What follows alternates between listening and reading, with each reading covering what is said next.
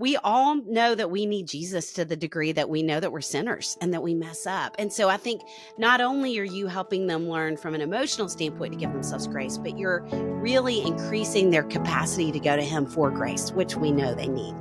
We all need so desperately. Welcome to the Living Wholehearted Podcast, where we help you lead with integrity at home, at work, and in the community. I'm Tara Mattson, a licensed marriage and family therapist and executive coach. And I'm Jeff Mattson, an executive coach and organizational development professional. And together we bring you 2 decades of experience in leader development and trauma-informed therapy. We are so glad you're here to help you become the leader you would follow. So today, we have a kindred spirit in the field who many of you know very well. And if you don't, I'm going to tell you a little bit about her. So Sissy Goff has worked as the director of the Children and Adolescents Counseling Department at Daystar Counseling Ministries since 1993. She knows what she's talking about. She speaks to parents and children ministering across the country. She's frequently a guest on different media outlets like NBC Nightly News, CNN, Good Morning America, and many of your other favorites like That Sounds Fun and Family Life Today.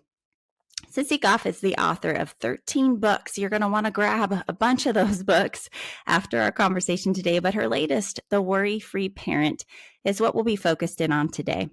She is also the co-host of the chart-topping Raise Boys and Girls podcast, and a phenomenal resource for you parents, with fellow Daystar counselor David Thomas.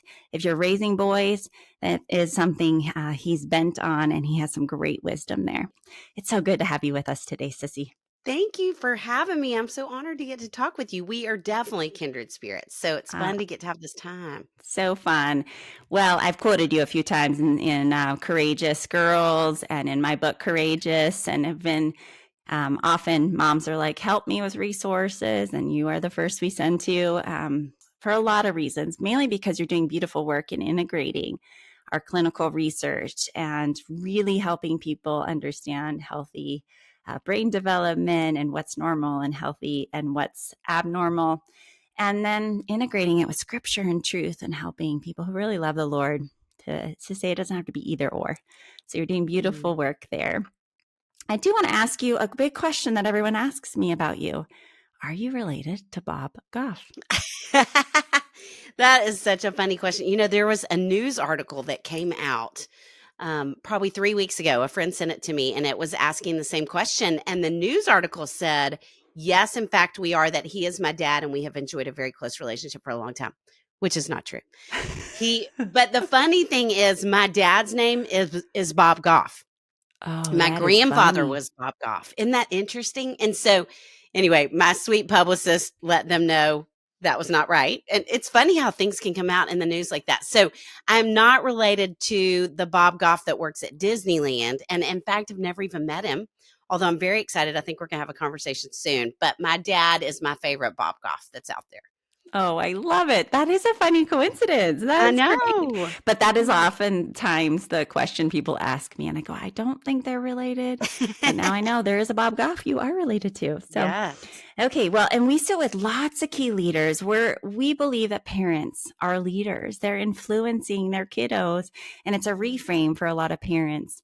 But we sit with leaders that are maybe more high capacity C-suite leaders as well. And we always love to ask the question, what are some of those key parts of your story that are really playing a role in who you are today and why you're doing what you're doing? Because it helps our audience connect the dots in their own life and going, we're not just doing things by chance. There's a lot in our story that's influenced what we care about, our passions, our giftings, and the call on our life. So tell us a little bit more about you and your story.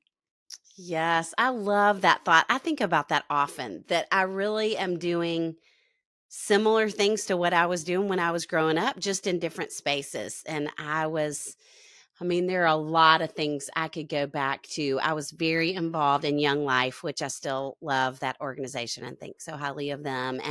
And I grew up in Little Rock, Arkansas, and there was a group called Y Teens that was out of the YWCA, and it was kind of a leadership organization, and I was citywide vice president of Y Teens when I was a junior in high school. And it was doing a lot of speaking. It was doing a lot of encouraging and empowering other people it was even singing in front of people sometimes with a group and doing skits and all these different things. And I think now so often I feel like I'm just still doing Y teens, that it was, and especially now that I'm older than a lot of probably people that listen to the Raising Boys and Girls podcast. I'm more grandparent age than I am parent age anymore. And so it still feels like I'm mentoring younger people just in a different way. And I'm so grateful. I had no idea when I was in those different spaces growing up that God was preparing me to get to do the work that I'm doing now. But, it reminds me, and, we could talk about harder parts of my story too, but I think all of those things, I look back and I think nothing's lost. That all of it is used, all of it feels like it's in this great work of redemption that God is doing, that verse, and I can't think of what it is right now exactly, but about how the suffering overflows into others, and so the comfort does too. And I think, man, I have received a lot of good things over the years, and now I get to offer that to other people, and so much of that through my story. So I love that you all talk about that.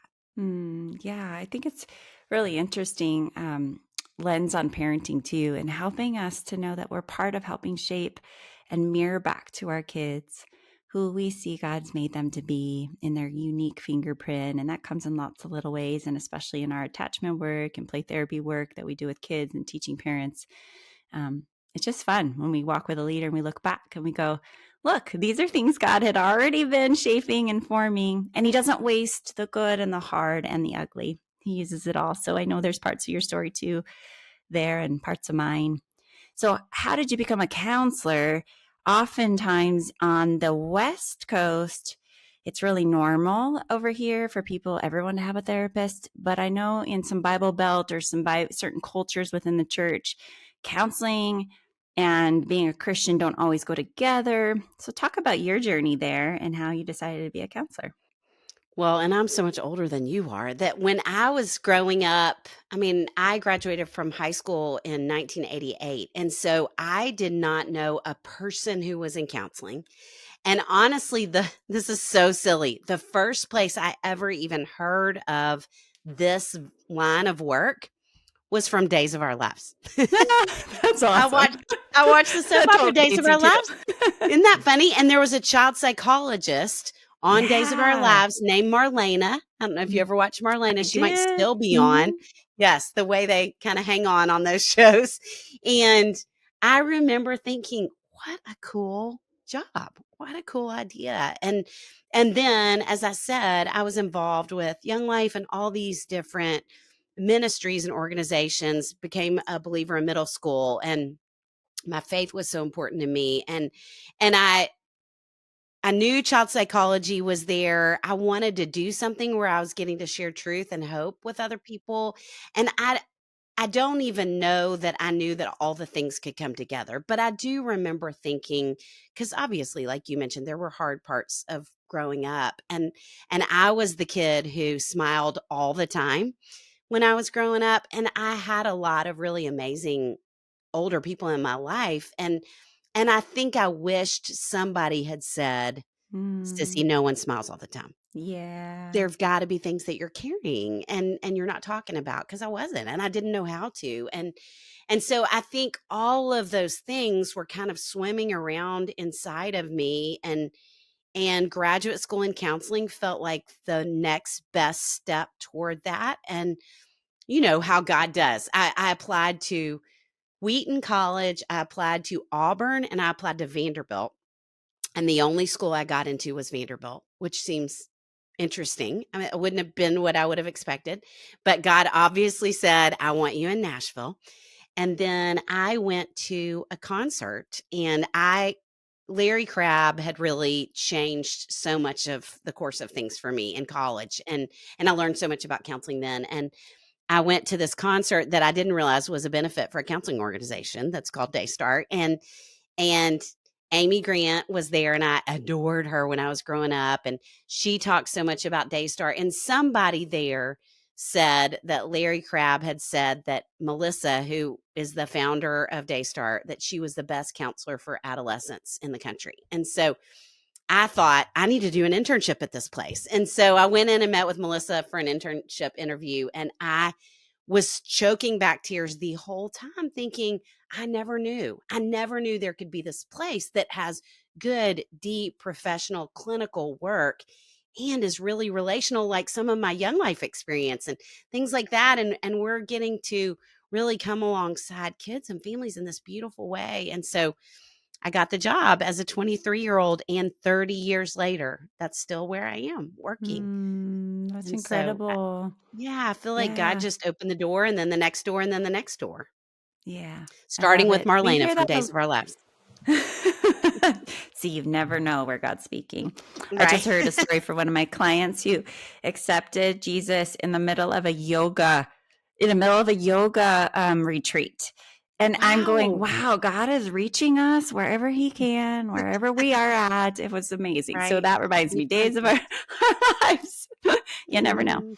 Nope. Um, yeah, and honestly, I think that's really part of our message at Living Wholehearted. Our counseling and professional executive coaching is really about the integration piece. We do a lot of fragmenting and compartmentalizing, which what we do as counselors is trying to help people integrate more and to not live so disconnected, right? Smile on the outside, but have all these feelings on the inside. And so I hear that's that kindred heart we have. And as you're sitting with parents, children, and teens these days, 30 years is a wealth of history and experience.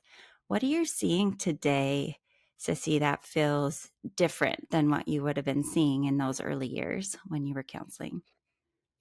So many things. I mean, I feel like there are probably 10 that I could rattle off the top of my head. I mean, I'll come back to the one that I think I'm seeing the most, but I don't think I can sit here with you and have a conversation and not say, our city was rocked by the shooting at the Covenant School, which is Yeah. a school that I have known well. And Catherine Kuntz, who was the head of school and was killed in the shooting, was a dear friend. And I mean, Mm. school shootings 30 years ago, that was not even on our radar. And so I think that is one of the many things that bleeds into anxiety. And there are a lot of things that we're seeing that are different, but that feels like the most pervasive to me. And pre-pandemic, David Thomas and Melissa Trevathan and I, Melissa, who I interviewed with at Daystar, the three of us had written a book called Are My Kids on Track? And in it, I talked about the statistics about girls and anxiety. And at the time, I don't know when we wrote the book, I should know this. I think it was 10 years ago. And the statistics were 1 in 7 kids were dealing with anxiety. And when that came out, I have an editor that has become a dear friend. And he said, Sissy, you talked about how girls are leading the statistics and twice as likely as boys to deal with this. And the numbers are so high when it was 1 in 7. And he said, would you write a book for girls about anxiety? And my immediate response, my guess is yours would be too, is I said, only if I can write one for parents too. And so in 2019, I had a book come out for little girls about anxiety and a book for parents about how to help their girls through anxiety. And by the time I wrote that book, the statistics were 1 in 4. It had changed that much in 7 years. I mean, just fascinating. And then the pandemic hit, and the population I immediately became most concerned about were the adolescents. And so I wrote a book for teenagers about anxiety. And then, I would imagine we could talk about this for hours, that we're seeing similar things, but in all these years of working with families, I've never seen parents as anxious. And so I wrote this new book because I just thought, I think the best intentioned parents are sometimes making the problem worse right now. And parents are just so anxious and feel like failures in a way I've never seen them feel. And so I want to help. I want to do everything I can to stop the spread and to empower parents and help them give themselves grace and learn tools and all the different defragmentation, like you said, that's going on in our world. So I mean, across the board, that definitely feels like the worst thing, but I think there's so many other new things that are contributing to it. Yeah, it kind of feels like anxiety is the root, and then we see it kind of flare up in lots of different weeds. But we could Yes. track back it to a lot of, and even beneath that, probably more trauma in my lens. I would say there's just school shootings are traumatic, and our fear of that happening. So just Yes. added trauma and seeing it everywhere, with the digital device in our hand, we Yes. just see so much more and experience so much more. So let's talk a little bit about anxiety, because that is one of the number one pieces, particularly for parents and for girls. Boys do struggle with anxiety too. It looks different. So describe the difference. What are your definitions for anxiety? And maybe kind of define between when someone's living in fear and some of our diagnostic anxiety disorders versus Yeah. what's like God-given anxiety that we all need to have and pay attention to. Right. I know it's complicated because I think to some degree, being anxious feels like being a good parent because it means I'm being vigilant. Whereas what I'm seeing is more parents who are crossing over into being hyper vigilant. And and as you ask that question, I mean, I think fear, I mean, the difference I would say between fear and worry and anxiety, and obviously they're kind of on a continuum, but fear usually is around a feared object. I'm afraid of spiders. I hate spiders, but I'm not registering any fear right now as I talk about spiders because I don't see one. But I worry about different things that are going on, typically in the future and the past. I worry about things that are coming up, but I don't necessarily feel it in my body. I'm not stuck in my thoughts in the same way as if I'm anxious, if I have anxiety. And the way that I would describe it is not a very clinical approach, but the way I talk about it with kids is that we all have intrusive thoughts every single day. So thoughts of worst case scenario, thoughts of, wow, I really failed that, or, any kind of thoughts like that pop in our mind. And if we're not anxious, those thoughts go right back out. If we have anxiety, the thoughts get stuck. And I talk about it with kids like the one loop roller coaster at the fair, and they go around and around and around and around. And I think the hard thing for parents, and again, I'm preaching to the choir here, but I could line up kids in different developmental stages for you. And I think you and I could both guess at 6 what a child's going to be most anxious about, which is going to be being separated from mom and dad. And then we get up to 3rd grade, and maybe it's a child at a birthday party threw up. And now every time their tummy starts to feel funky, they think, oh no, I'm going to throw up. I'm going to throw up, to the point that they end up making themselves sick sometimes. Then we get a little bit older, and it can be fears of my friends are going to think I'm annoying and not want to be friends with me anymore. And, we just could track basically the thing that is most important at that age is often where they get stuck. The scariest thing they can imagine happening is where they get stuck. Fast forward to parents who will say to both of us, I never had any anxiety until I became a parent, because the most important thing in the world to you all of a sudden became so much more important. And so, of course, you think, oh no, that girl was mean to her on the playground yesterday. What's today like? What's happening at school right now? And all of a sudden, you're picturing her sitting on the bench by herself on the playground, and an hour of your day disappeared because you're spinning and you're spinning. Or you think, my 16 and 2-day old son told me he was going to text me when he got to his friend's house, and I haven't heard from him yet. And for some reason, GPS isn't working. And oh no, he's not there. And you have pictured the car accident that you're sure that he was in. And you're just looping and looping and looping to the point that you're texting him repeatedly. And what I think probably both of us would consider overparenting, and often stepping in a way that is to a child's detriment without Mm. meaning to. Yeah. And would you say the term that a lot of parents would be familiar with, which is the helicopter parent? Yes. So when you say hypervigilant, again, it's everything I feel as a parent. Now I've got to go fix it and manage it with my child, rather than us learning how to regulate and discern our own what's healthy anxiety and what's the kind that is a warning sign that I need to act on. Can you talk us through that a little bit? Like, let's say it's the son who didn't respond to the text. They were supposed to tell you they arrived at their spot. You also maybe have your own backstory with losing someone to a car accident. So let's add that layer. It's real. Or you just heard a story of a friend where that happened. So it's not, outside of the realm of reality in your world. What would you do in that moment that wouldn't be over invasive into your child's life and feeding the fuel of that anxiety? Walk us through what that looks like. Well, yes, I think doing our own work. I mean, certainly I think doing our own work is the best gift we can give the kids that we love. And really for kids who are anxious, working on our own is going to help them more than anything else. And so I think in those moments, I would have kind of a pattern of things that you do. And I would stop with making sure you're regulating your own body in that moment. And so whether that is doing some square breathing, any type of breathing activity that you do, going for a walk, doing something to calm your body down, I would start there. And I would, obviously, again, you're going to be vigilant as a parent. And so send the text. Hey, I would give them 10 extra minutes. And so you're not just immediately jumping on it, but send the text and then stop yourself from texting again. And being aware that again, that loop is going to be indicative of anxiety. And so if you've had the thought and you're still swimming in it, that means this is about you and it's not about them.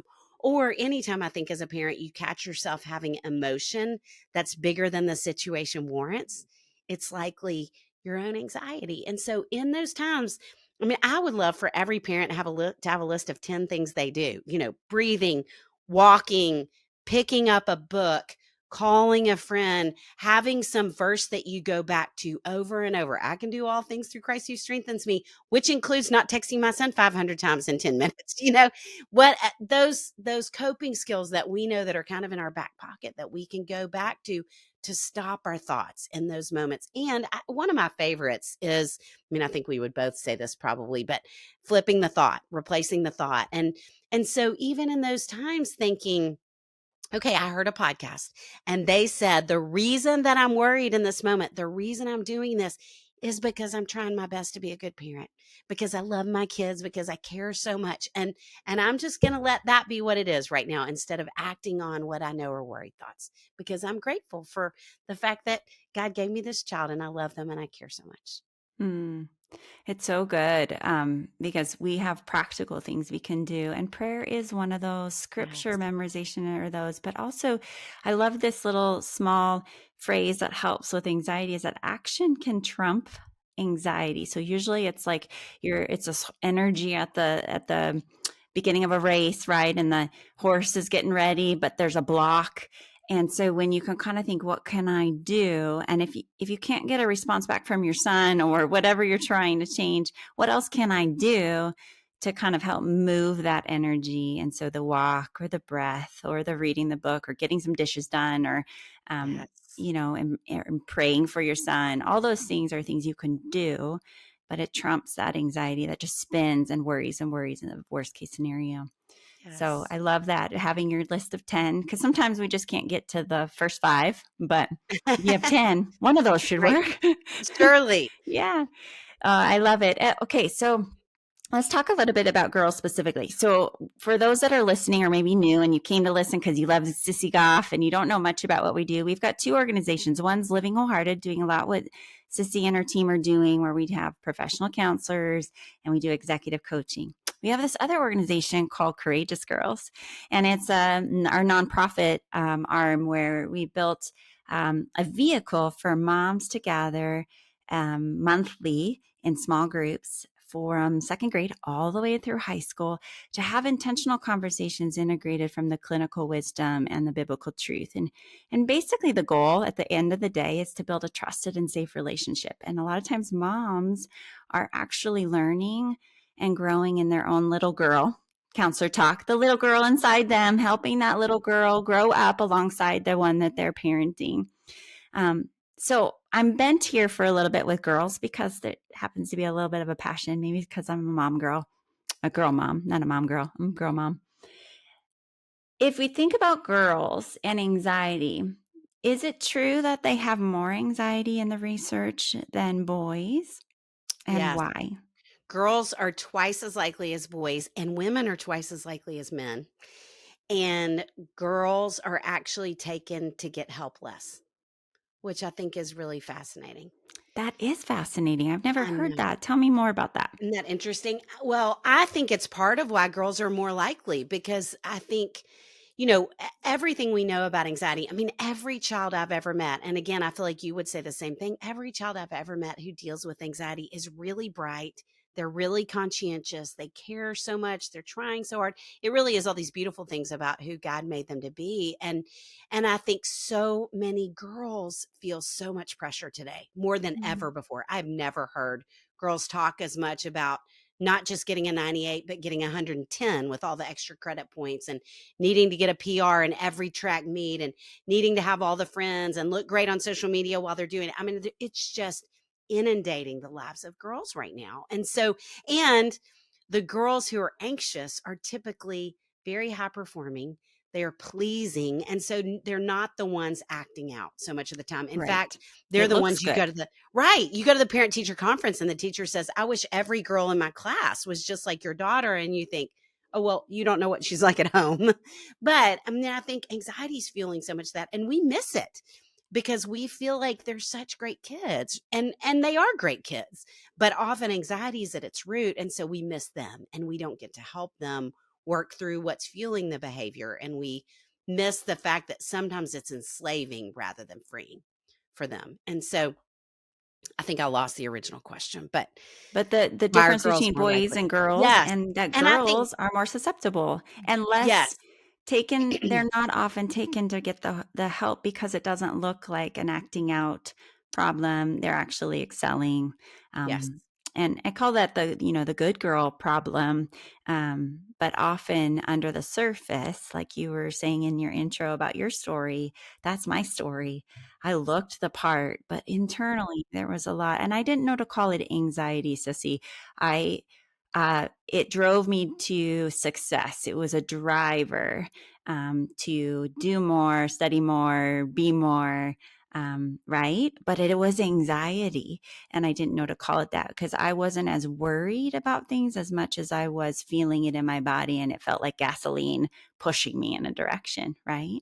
So defining that for parents sometimes, when would a parent know, hey, my daughter could really use some resources and maybe I need to really pay attention to that? Her success might be a cue for anxiety. Talk about that for that parent, because they're kind of probably going, wait, so my high performing amazing daughter that everybody is superstar, she gets all the awards, might have anxiety. What? Yes, I know. I mean, I think in this day and time, if your oldest child is a girl, she probably has some.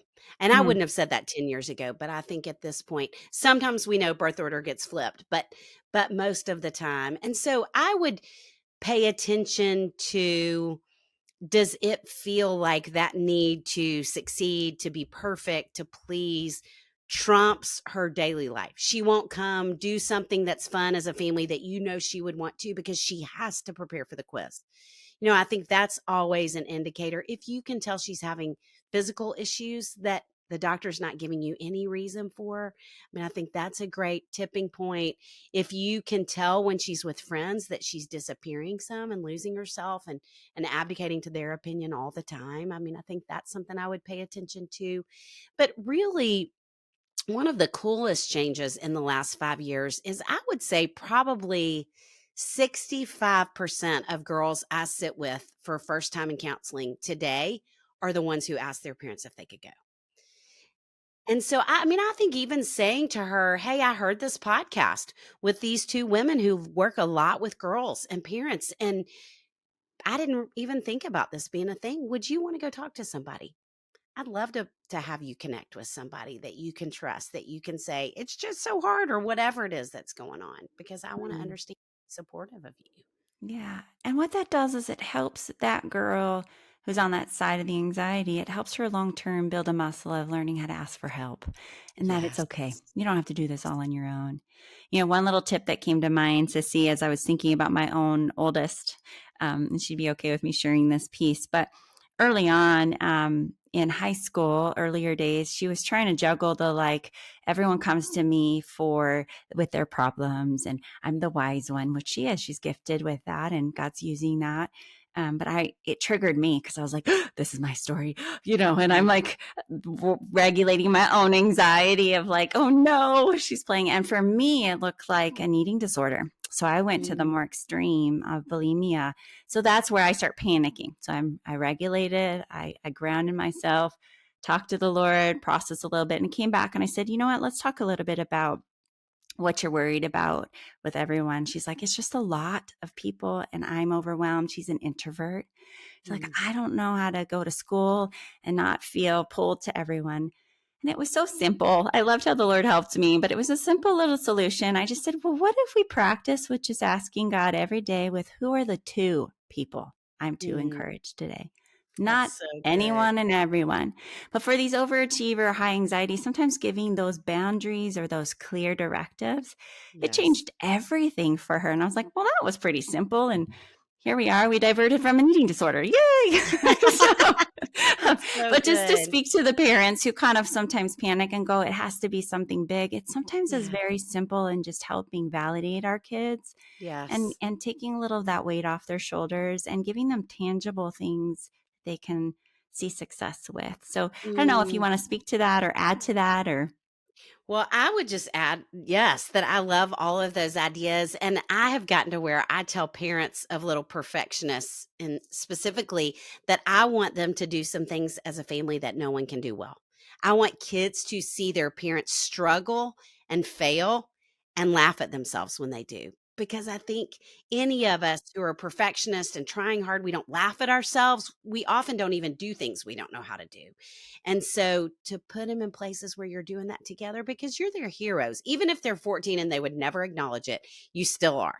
And mm, so to be alongside them and for them to watch you struggle and wrestle. And I mean, I just think it's so good and fail because we all know that we need Jesus to the degree that we know that we're sinners and that we mess up. And so I think not only are you helping them learn from an emotional standpoint to give themselves grace, but you're really increasing their capacity to go to him for grace, which we know they need. We all mm. need so desperately. So good. So be intentional this year with that, setting you up and then even modeling that for ourselves, helping them to see or telling the stories of when we didn't do it well and what failure Yes. looked like and what it taught us years later. And so I love that. What a beautiful piece. Okay. So before we wrap up, is there anything that's just kind of bubbling to the surface that you feel like you want to say or encourage either parents or those that are leading their little flock in their home today that we didn't say yet? Mm. Well, one of the things that I talk about in the book that is something that a friend said to me, I'm a type A perfectionist. I'm really hard on myself. And she said to me one time, you cannot be that angry with yourself without the anger spilling over onto other people. And I would say to parents, anybody who's listening that's really hard on themselves, the way that you talk to yourself will eventually be the way you talk to your kids without meaning to. It just ekes out in certain moments. And so I just think, as much as a parent, as you can pull back and go back to that idea of, I'm listening to a podcast about parenting and leading. Obviously, I'm trying hard. Obviously, I care so much. I'm doing so much better than I think I am. That you can learn to use a kinder, gentler voice with yourself, that you can learn to even talk to yourself the way that Jesus would talk to you, because the way we talk to ourselves is not at all the approach he would take with us. And so, and I think sometimes we don't do those things because we think it doesn't matter because it's about us. It's not about them. And so to realize it does ripple over, I think can help us work on that part of ourselves. I have a sign in my office that a friend said once that says he doesn't ask us to try harder. He just makes us new. That's exactly right. Amen. Yes. And that's Amen. what I want to remind every parent, every leader who's listening. Yeah, it reminds me of something simple that I teach parents and in that language piece that I think you would be like capital exclamation mark. But it's just easy as parents to be like, I want you to try harder to be more patient. We're thinking about the fruits of the spirit, and we're like, next time, try harder to be kinder, try hard. And it just spills out.